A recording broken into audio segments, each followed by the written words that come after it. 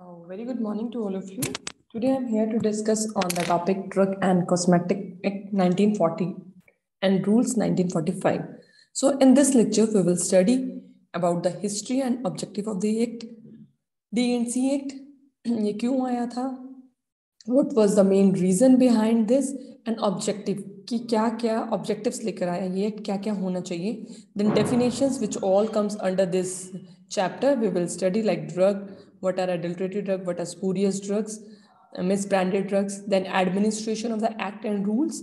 Administration means अगर कोई भी एक्ट आपका आया है तो उसको कैसे कैसे फॉलो करना है, किन किन एरियाज में करना है, कौन कौन सी बॉडीज होनी चाहिए, एडमिनिस्ट्रेटिव बॉडीज लाइक DTA भी है इसके अंदर, drug technical advisory board, and DCC है, ड्रग कंसल्टेटिव कमेटी.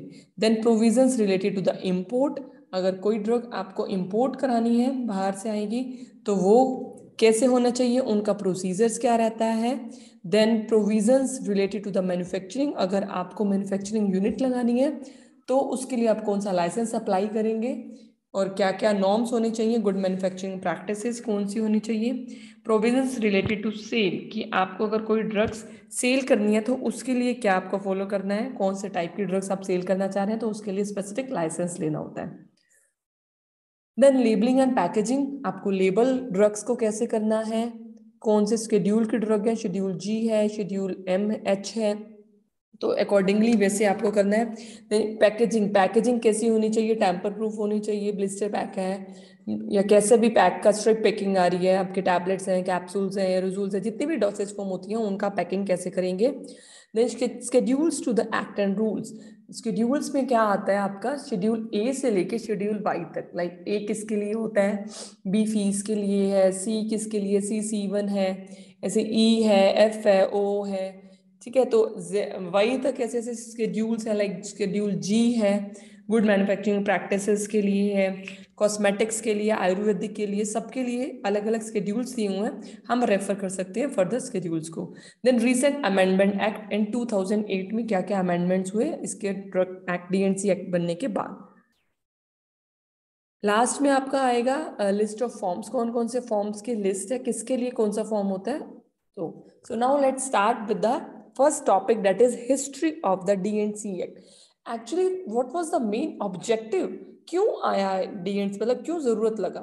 ऐसा होता था पहले बिफोर लाइक इंडिपेंडेंस और you can say before the commencement of this act, जो ब्रिटिश रूल्स कर रहे थे हमारे ऊपर वो इंडियंस को बहुत ही पुअर हेल्थ केयर दे रहे थे, प्रोवाइड कर रहे थे. लाइक जितनी भी सब स्टैंडर्ड ड्रग्स हैं, सब्स्टिट्यूटेड ड्रग्स हैं, मिस ब्रांडेड ड्रग्स होती है ना, जो बच जाती थी वो सब इंडियंस के लिए होती थी. तो उन सबको रोकने के लिए, ठीक है, तो उन सबको स्टॉप करने के लिए, वो चीजें प्रैक्टिसेस ना हो, इंडियंस को अच्छी हेल्थ मिले, तो DNC एक्ट आया. तो observation made by the drug inquiry committee और इंडियन मेडिकल एसोसिएशन ने ऑब्जर्व किया और उन्होंने एक रिपोर्ट बनाई Indian medical gazette during 1920 to 30 में, और 1940 में ये एक्ट आ गया, 1940 DNC एक्ट जिसको हम बोलते हैं, और 45 में बहुत सारे रूल्स आए, रूल्स अंडर दिस एक्ट, और ये सब रूल्स तभी से 1945 से it is extended to whole of the India. ठीक है, नेक्स्ट आता है objectives. What was the main objective behind this. First है आपका to regulate the import, manufacturing, distribution and sale of the drug and cosmetics through licensing. क्या करना है, हमें रेगुलेट करना है. कैसे कर सकते हैं हम इंपोर्ट को, मैन्युफैक्चरिंग को, डिस्ट्रीब्यूशन को. अगर आपको इंपोर्ट करा रहे हो, मैन्युफैक्चर कर रहे हो, डिस्ट्रीब्यूट कर रहे हो या सेल कर रहे हो कोई भी ड्रग, एंड कॉस्मेटिक लाइसेंसिंग के थ्रू ही कर सकते हो, आप ऐसे नहीं कर सकते. Second point, manufacture, distribution and sale of the drug and cosmetics by the qualified persons only. जितने भी लोग इन प्रैक्टिसेस में इन्वॉल्व होंगे वो they should be qualified, at least they should have degree और डिप्लोमा. ठीक है, तो थर्ड आएगा to prevent substandard in the drugs, मतलब कि जितने ड्रग्स हैं आपके सब स्टैंडर्ड नहीं होने चाहिए, जेन्युइन क्वालिटी की होनी चाहिए, जहां से रॉ मटेरियल आप परचेज करो वो जेन्युइन सोर्स होना चाहिए. Then to regulate the manufacture and sale of Ayurvedic, सिद्धा एंड यूनानी. कुछ लोग सोचते हैं कि आयुर्वेदिक की फैक्ट्री लगानी है ऐसे ही लगा लेंगे, बट नो, इन सब के लिए भी एक रेगुलेशन और मैन्युफैक्चरिंग प्रैक्टिसेस हैं जो हमें सबको फॉलो करनी होती है. So and to establish DTAB, that is the Drug Technical Advisory Board, and DCC, Drug Consultative Committee, for allopathy and allied drugs and cosmetics के लिए ये एडमिनिस्ट्रेटिव बॉडीज बनाई गई, DTAB और DCC, जो कंसल्टेटिव कमेटी का काम करते हैं। एडवाइस अगर किसी को चाहिए, टेक्निकल मैटर में चाहिए, तो हम इनके पास जाके ले सकते हैं। So this was the main objective behind the drug and cosmetic act. Now coming to the definitions.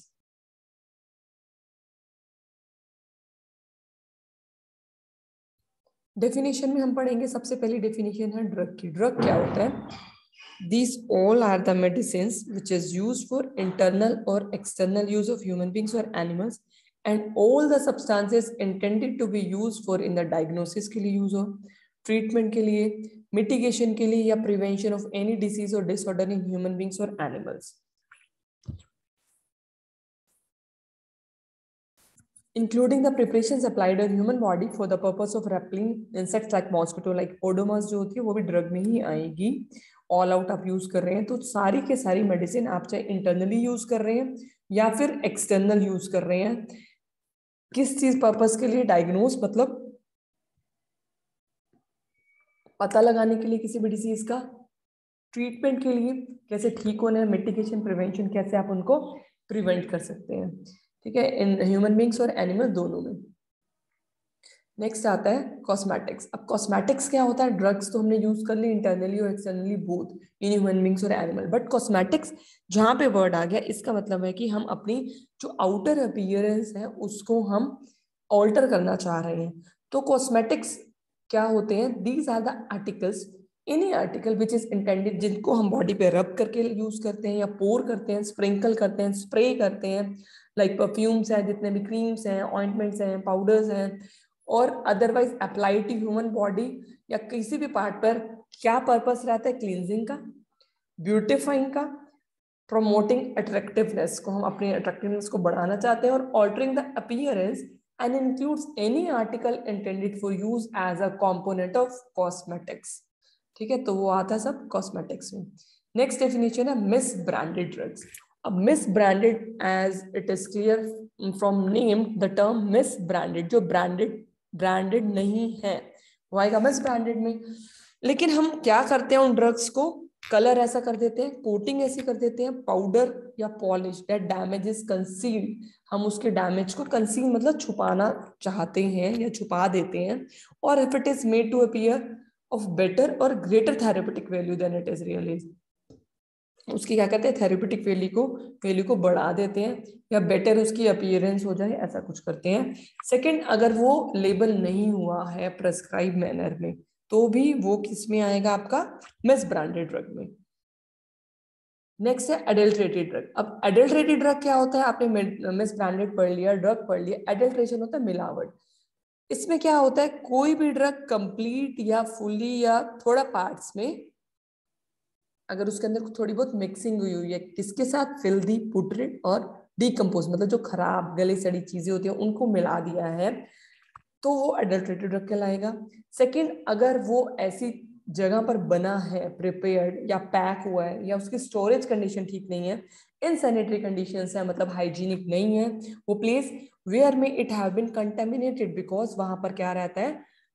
थोड़ा चांसेस ज्यादा रहते हैं कि वो कंटामिनेट हो सकता है आपका ड्रग विद फिल्थ, और whereby it may have been rendered injurious to health, जो आपके हेल्थ के लिए इंजूरियस भी हो सकता है, मतलब आपकी हेल्थ के लिए खराब भी कर सकता है आपकी हेल्थ को। थर्ड है if its container is composed in or whole in part or any poisonous or deleterious substance, अगर उसका कंटेनर ऐसा है, लाइक कुछ प्लास्टिक्स ऐसे होते हैं जो लीक करते रहते हैं, लीचिंग होता है, तो वो पॉइजन सब्सटेंस भी आपकी जो प्रिपरेशन है उसके अंदर लीक कर सकते हैं, तो वो हमारे लिए हेल्थ के लिए इंजूरियस हो सकता है। So this is all about in adulterated drug. Next definition is spurious drug. अब स्पूरियस क्या होते हैं? If it is imported under a name which belongs to another drug, अगर ऐसी कोई ड्रग है आपने इंपोर्ट करा ली है लेकिन वो किसी और के नाम से कराई है, तो वो स्पूरियस होगा। Second, if it is imitation, if it is an imitation मतलब कॉपी है उसका, या or a substitute for another drug, or resembles another drug in a manner likely to deceive or bears upon its on label or container the name of another drug, या फिर क्या है वो copy है या सब्स्टिट्यूट किया हमने दूसरी ड्रग के साथ जो उसके मिलती जुलती है, रिजेंबल मतलब सेम सी लगती है, in a manner like to deceive, और मतलब कि उसको छुपाने के लिए हमने जो उसका ओरिजिनल करेक्टर था उसको छुपाया हमने। कैसे छुपाया? उसका नेम बदल के कंटेनर बदल दिया और अनदर दूसरे कंटेनर में डाल दिया। तो ये सब क्या होती है? हमारी स्पूरियस ड्रग्स होती हैं। नेक्स्ट है मैन्युफैक्चरिंग। अब मैन्युफैक्चरिंग क्या होता है?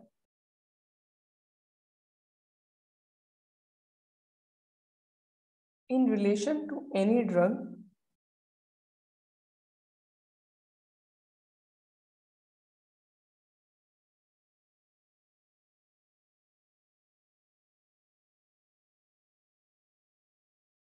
और cosmetic, it includes any process or a part of process. किसी भी ड्रग या कॉस्मेटिक से रिलेटेड हो सकता है, कोई भी पार्ट है प्रोसेस का, फॉर मेकिंग, अल्टरिंग, ऑर्नामेंटिंग, अगर कोई चीज आपने बनाई है, ऑल्टर मतलब कुछ चेंजेस किए हैं, ऑर्नामेंटिंग उसको कुछ डेकोरेटिव आपने कुछ किया उसके ऊपर, फिनिशिंग उसका जो लास्ट है वो फिनिश्ड किया, पैकिंग लेबल किया है आपने उसको, ऐसे पैकिंग की है उसकी, ब्रेकिंग अप और अदरवाइज ट्रीटिंग और अडॉप्टिंग एनी ड्रग और cosmetic with a view to its sale और डिस्ट्रीब्यूशन, आपने उसकी सेल को बढ़ाने के लिए या डिस्ट्रीब्यूशन बढ़ जाए, वो सब चीजें कुछ भी किया आपने उसके लिए, उसको बनाया, ऑल्टर किया, ऑर्नामेंट किया, finishing, packaging, labelling, breaking up और अदरवाइज ट्रीटिंग और adopting drug or cosmetic with a view to its sale or distribute, but does not include the compounding or dispensing anything in the ordinary course of retail business में आप कर रहे हो तो वो सब नहीं आएगा मैन्युफैक्चरिंग क्लास के ऊपर। नेक्स्ट आता है पेटेंट और प्रोप्राइटरी मेडिसिन। लाइक पेटेंट का मतलब ही यही है कि उसकी इंफॉर्मेशन सबको नहीं दी गई है, वो डिस्क्लोज रहता है तो नहीं करते हम उसको।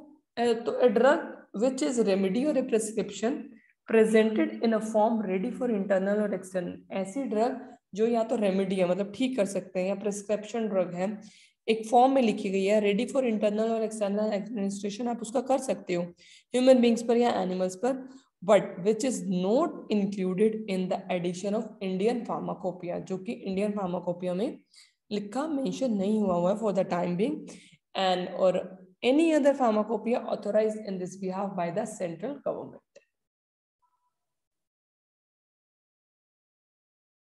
So this is all about the definitions we have studied.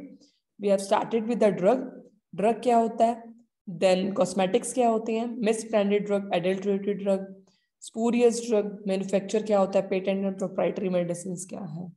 Now coming to the second part, that is the administration of the act and rules. Administration को हम 3 पार्ट्स में डिवाइड करते हैं।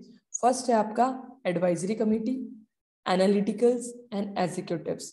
एडवाइजरी में आपका आएगा ड्रग टेक्निकल एडवाइजरी बोर्ड, जिसको हम बोलते हैं DTAB।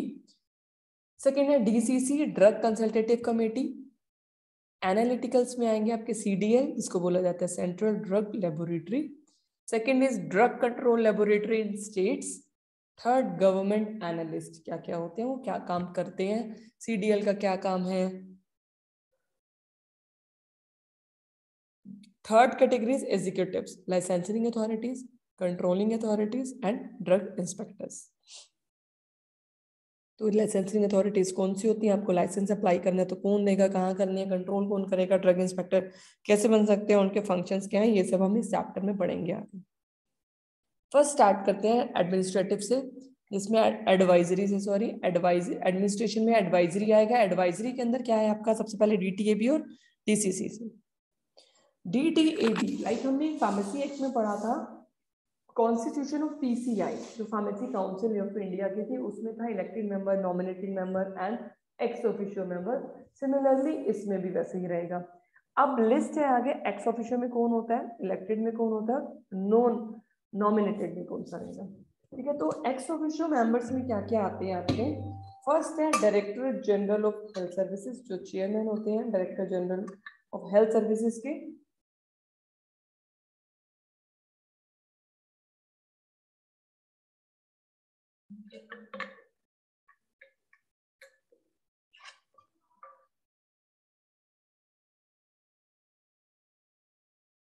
सेकंड है ड्रग कंट्रोलर ऑफ इंडिया।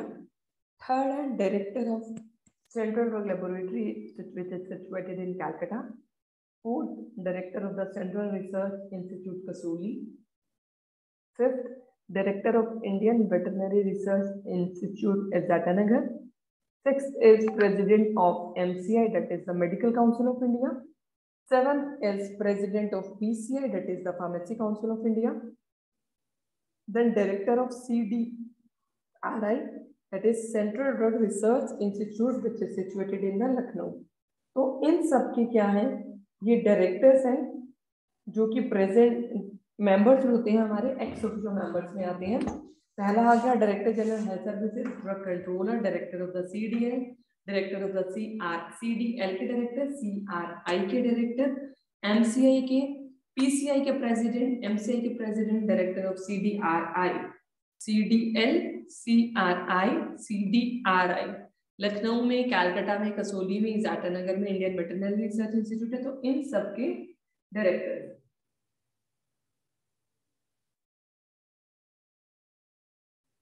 तो ये था आपके ex officio members. Ex officio के बाद आता है नॉमिनेटेड मेंबर. कौन कौन से हैं नॉमिनेटेड में? आएगा 2 पर्सन होते हैं कि जो सेंट्रल गवर्नमेंट नॉमिनेट करती है जिनको. 1 पर्सन होता है जो सेंट्रल गवर्नमेंट नॉमिनेट करती है फ्रॉम फार्मास्यूटिकल इंडस्ट्री से. सेंट्रल 2 पर्सन को कैसे भी हो सकते हैं, लेकिन एक फार्मास्यूटिकल इंडस्ट्री का होना चाहिए. And 2 person holding the appointment for the government analyst under this act. वो गवर्नमेंट एनालिस्ट को अपॉइंट करते हैं, उसके अकॉर्डिंगली अपॉइंट करते हैं. फिर आता है इलेक्टेड मेंबर्स. अब इलेक्टेड मेंबर कौन से होते हैं? 1 person to be elected by the executive committee of the PCI. 1 person कौन होना चाहिए? जो कि एग्जीक्यूटिव कमेटी, PCI की एग्जीक्यूटिव कमेटी इलेक्ट करेगी. 1 पर्सन वो होना चाहिए MCI की एग्जीक्यूटिव कमेटी जो इलेक्ट करेगी. थर्ड होना चाहिए 1 pharmacologist which is to be elected by the governing body of the Indian Council of Medical Research. Fourth is 1 person to be elected by the Central Council of the Indian Medical Association. Fourth क्या होगी? 1 person ऐसा होना चाहिए जो central council करती है from the Indian medical association की तरफ से. Fifth 1 person to be elected by the council of the Indian pharmaceutical association. ठीक है, तो ये सब क्या आते हैं हमारे इलेक्टेड मेंबर, नॉमिनेटेड मेंबर्स और ex officio member DTABP. Next आता है चीज की ये फंक्शंस क्या है इनके. सो मेन फंक्शंस क्या रहता है? नाम है जैसे ड्रग टेक्निकल एडवाइजरी बोर्ड. तो ये एडवाइस करना मेन इनका फंक्शन है. टू एडवाइस किनको करना है? Central government and state government on technical matters से related. To carry out the other function assigned to it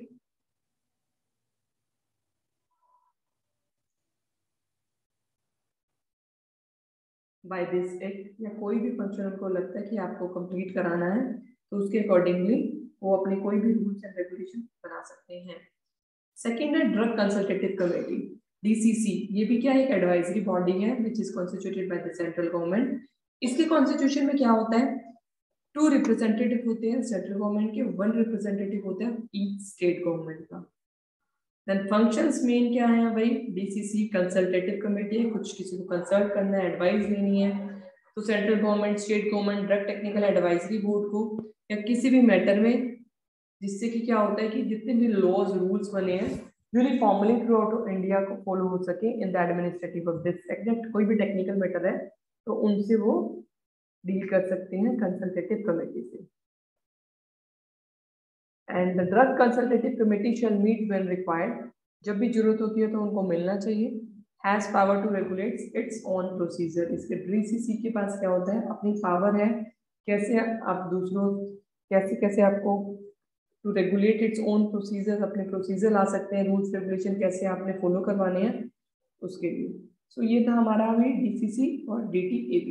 next है central drug laboratory. Central drug laboratory कहाँ पर है? कैलकाटा में है, under the control of A director appointed by the central government. अब ये functions क्या काम करते हैं? फर्स्ट है इसका एनालिसिस और test of samples of the drug cosmetics sent by the custom collector और कोर्ट. अगर किसी कस्टम कलेक्टर से या कोर्ट से किसी ने ड्रग इंपोर्ट कराई है उनकी testing. Analytical QC of the imported samples, पूरा क्वालिटी कंट्रोल इंपोर्टेड सैंपल्स का. Collection, storage and distribution of internal standards के लिए स्टोर करना है, डिस्ट्रीब्यूशन करना है, रेफरेंस स्टैंडर्ड बनाना है. एंड देन मेंटेनिंग, उनको कैसे करना है? मेंटेनेंस ऑफ माइक्रोबियल कल्चर को बिकॉज यहाँ पर अच्छी फैसिलिटीज रहती हैं, या जो भी ड्यूटीज जो गवर्नमेंट को लगता है कि CDL कर सकता है। And it also act as an appellate authority in matter of dispute. जैसे कि अगर किसी का सैंपल रिजेक्ट हुआ है तो on the basis of CDL की रिपोर्ट्स जो है उनको देखते हुए, so it also act as an appellate authority. So this is all about the drug technical advisory for DCC and analyticals. So thank you for watching the video.